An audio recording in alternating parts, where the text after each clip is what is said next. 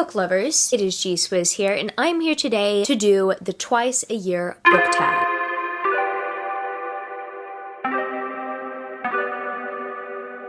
This book tag was created by Beck from Beckle Books. I will link her channel in the description where you can check her channel out. She's an amazing booktuber. I love watching her. I also know her, so that kind of adds a few brownie points there. If I'm acting all weird, it's because I'm filming this at like 10 p.m. at night. You guys can't tell that, but like, hey, I've had a long day, but for some reason I'm in the mood to film. As I mentioned in my previous twice a year book tag, considering that this book tag does take place twice a year, Beck's intention initially was to have this book tag done in April and in August. As August hit, I didn't realize that August hit.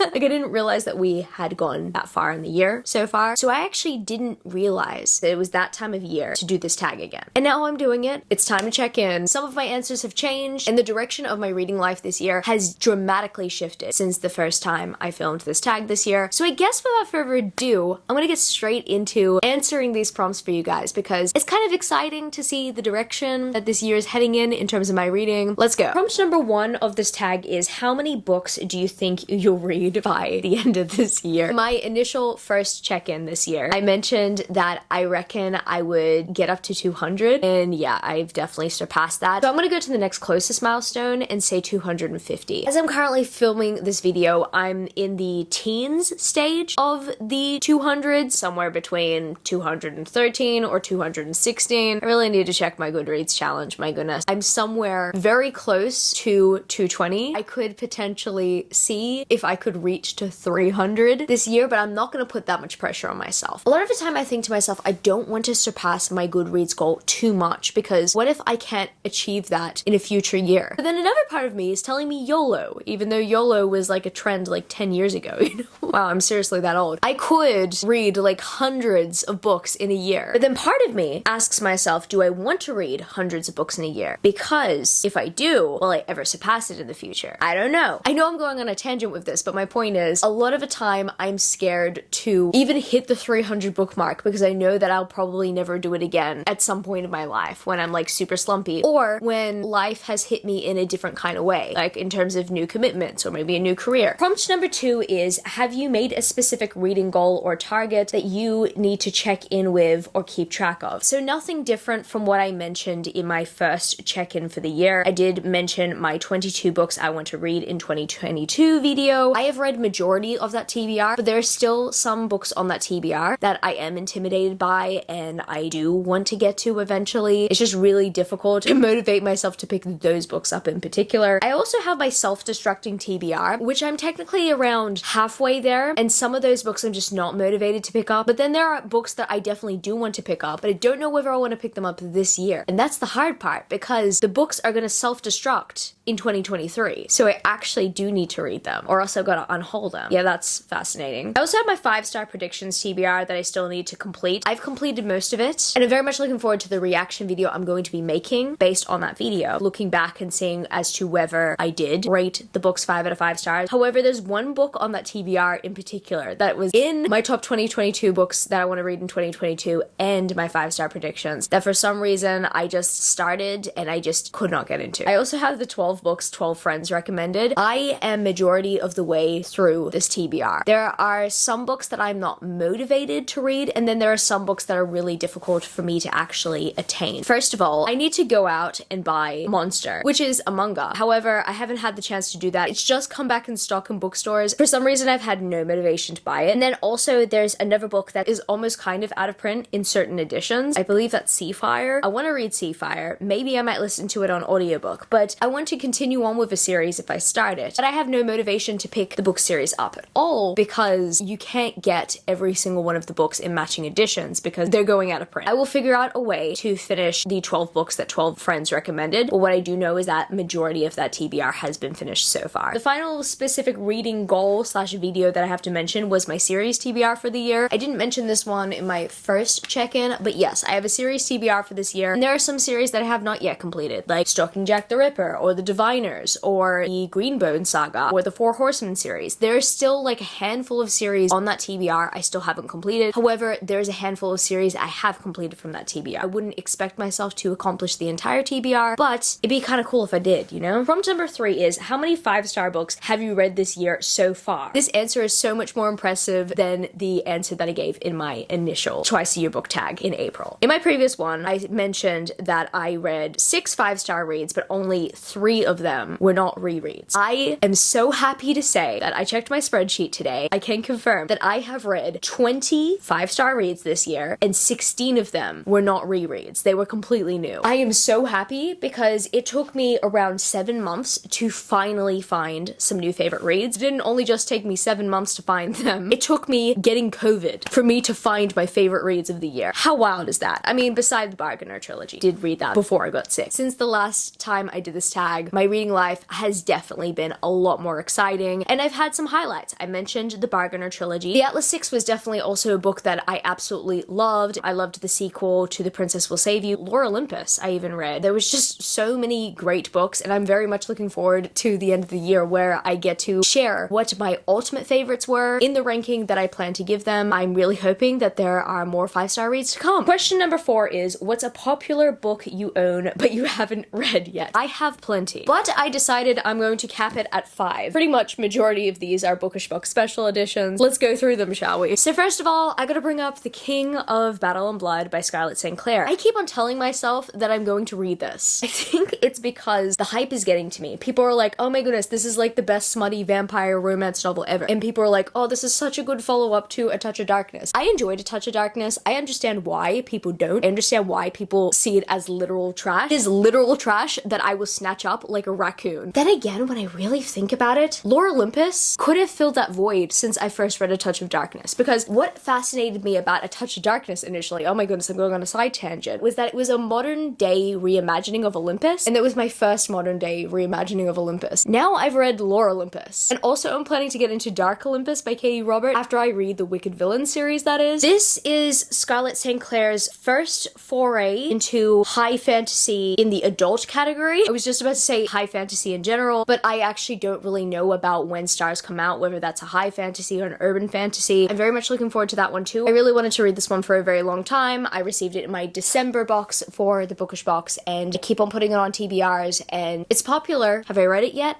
No. And another popular book is Gallant by Victoria Schwab, which, unlike King of Battle and Blood, I only just received in the post, only as of recently. I've never really been excited about Gallant as much as I love Victoria Schwab. I've never really been a fan of her young adult books, or have never really been interested in checking them out. I really like her adult fiction. However, I hear great things about Gallant, especially from people who had low expectations to begin with. So I've got to give it a chance. That's essentially what's motivating me at this point to read it. Another book is A Dance with the Fae Prince by Elise Kova. Elise Kova is one of my favorite authors. She's definitely an auto-buy author for me. I will literally buy anything that she publishes, and I've even pre-ordered A Duel with the Vampire Lord. But have I read the book that comes before it? Absolutely not. Will I? Absolutely. When? I can't answer that. I feel like I'm just intimidated because I hear that this is a great book in the Married to Magic series. However, I'm a little bit intimidated because my expectations are really high. I really want to delve more into the Psyche and Aerosmith. Fingers crossed I do. Back to a Bookish Box special edition, This Woven Kingdom by Tahara Mafi. I essentially waited for this one for a while because the Bookish Box had this one delayed. It's worth it in the end because this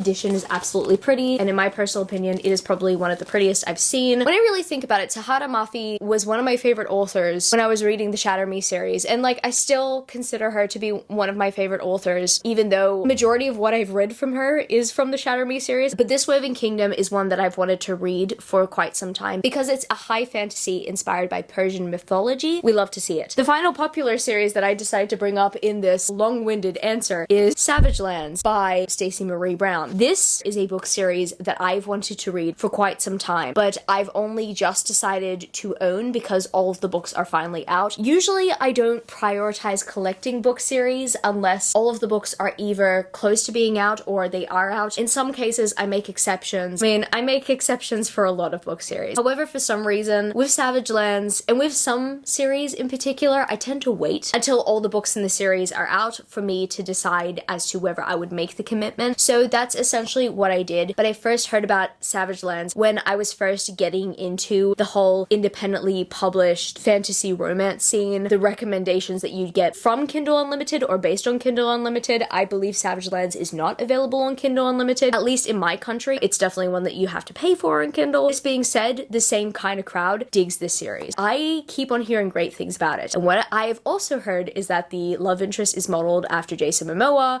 and that was enough to sell me. Question number 5 is, do you want to reread anything within the next few months? So I did mention that the Atlas 6 was one of my 5-star reads of the year, and yes, I do want to reread the Atlas 6. I want to reread the Atlas 6 in the lead up to the Atlas Paradox, which comes out in October. It not only comes out in October, it comes out on my birthday week. So I'm either going to freak out and be intimidated and not pick it up at all on my birthday week, or I am not going to be paying attention to the fact that I have a birthday and it's going to consume my life. I really don't know. It could go either way. I still haven't picked up These Twisted Bonds by Lexi Ryan because I'm still super intimidated to pick up that sequel, even though the sequel and finale apparently is good according to reviews. I'm that type of person, okay? I'm so excited about the Atlas Paradox, and I'm quite concerned at the moment because Fairy Loot haven't actually announced that they're going to be doing like a Fairy Loot special edition for the Atlas Paradox, and I'm not gonna lie, that is kind of concerning me. It is kind of worrying me, but it's probably because Illumicrate have just done theirs. But what I do know is that I need to get more hyped, and what better way to get more hyped than to reread this book, especially because this book is so good. I'll probably reread these before or after the Atlas 6. I totally forgot when the finale comes out for the series. I forgot as to whether it comes out in September or October. I'll find out later. I'm truly a fake fan. But I plan to reread Kingdom of the Wicked and Kingdom of the Cursed by Carrie Maniscalco in the lead up to Kingdom of the Feared. I'm very much looking forward to Kingdom of the Feared. And I also really want to kind of revisit Amelia's initial journey because her story starts off in a way where she goes on this amazing development arc. I mean, she's always kind of been that strong character, but I never really expected her to take off in this series. Also, I kind of want to revisit the earlier books because I want to kind of dissect Prince Wrath a little bit more in the first book because I really didn't care about him the first time I was reading it. So I'm gonna see if I do based on this reading experience. I cannot wait to reread these books and let you guys know how I go with the reread because I can guarantee a fun time. However, I like to talk about some new insights eventually. And the last but certainly not least on the list of top rereads in the lead up to the end of the year, we have A Shadow in the Ember by Jennifer L. Armentrout. Now, I'm very much looking forward to rereading this book, not just because I'm excited for A Light in the Flame, but I need a palate cleanser after reading The War of Two Queens. And I already know that A Shadow in the Ember is that palate cleanser for me because I loved this book last year. A Shadow in the Ember and the rest of the From Blood and Ash series tied in my top 5 series of last year. That was something I truly did not expect because I understand why a lot of people prefer the Blood and Ash series over A Shadow in the Ember, but I personally preferred the romantic dynamic in A Shadow in the Ember better, even though I still really do love the Blood and Ash series. For some reason, I loved the dynamic because yes, as much as there is a power imbalance, I reckon that the dynamic in here made for a better story to kind of contrast with that power imbalance, if you know what I mean. And also, Nyktos is a god and also very much bae. Question number 6 is, what is a new release you are anticipating in the second half of the year? Pretty much the sequels / follow-ups to all the books that I just mentioned that I'm going to be rereading. So first of all, we have Kingdom of the Feared by Carrie Maniscalco. That's the third and final book in the Kingdom of the Wicked series. I think that that's the only finale out of the 3. We also have the Atlas Paradox. That's pretty much self-explanatory. I already pretty much mentioned how excited I am for that. But then also in November, we have A Light in the Flame, which is the sequel to A Shadow in the Ember. The way that A Shadow in the Ember ended, I really need to know what happens next, but also I really need more of Daddy Nyktos in my life. I mean, I'm going to experience him more in the reread, but I need fresh substance. Finally, prompt number 7. What are you planning to pick up next? Do you think that you will rate it 4 stars or above? So as I mentioned in the earlier part of this tag back in April, I don't tend to mention the books that I'm going to read next in case I end up posting this video late. Sometimes during the editing process, I will pick up a book like on a whim, then read it. But I'm currently filming this on the 11th of August right now, and what I do know is that in less than 2 weeks time, but enough time for me not to cave into reading it straight away because it's a new release. In 2 weeks time, Love on the Brain by Ali Hazelwood will be coming out. It's a companion sequel to The Love Hypothesis hypothesis. I'm pretty sure that all the women in STEM that she writes about are in the same universe. This is a contemporary romance novel. I believe that the protagonist in this book is also demisexual, like Olive in The Love Hypothesis, and I'm very much looking forward to reading about that representation. I hope it is done very well. If it's anything like The Love Hypothesis, I reckon it's a guaranteed at least 4 stars. I don't want to predict that it will be 5 out of 5 stars, but I at least want to predict it will be a 4. So I guess that's gonna be it for this video today, book lovers. If you happen to stay to the end of the video, leave me the pink hearts emoji, like the one that has 2 hearts, like one small and one big. I mean, it's pink. Love on the Brain is pink. Here I am associating book covers with emojis. There we go. If you happen to enjoy this video, don't forget to give it a thumbs up and subscribe to my channel if you haven't yet already. Join the amazing community of book lovers. And also, I have social medias. I'm at GSwizzleBooks on Twitter and Instagram, and I'm also at Goodreads. That's www.goodreads.com/GSwizzle. And finally, I'm at TikTok. I'm at GSwizzle on TikTok if you want to follow me there for some bookish content. I love you, book lovers, and I will see you later. Peace. Thought that I would have when I flipped it in a double. Thought that I would have when I flipped it in a double.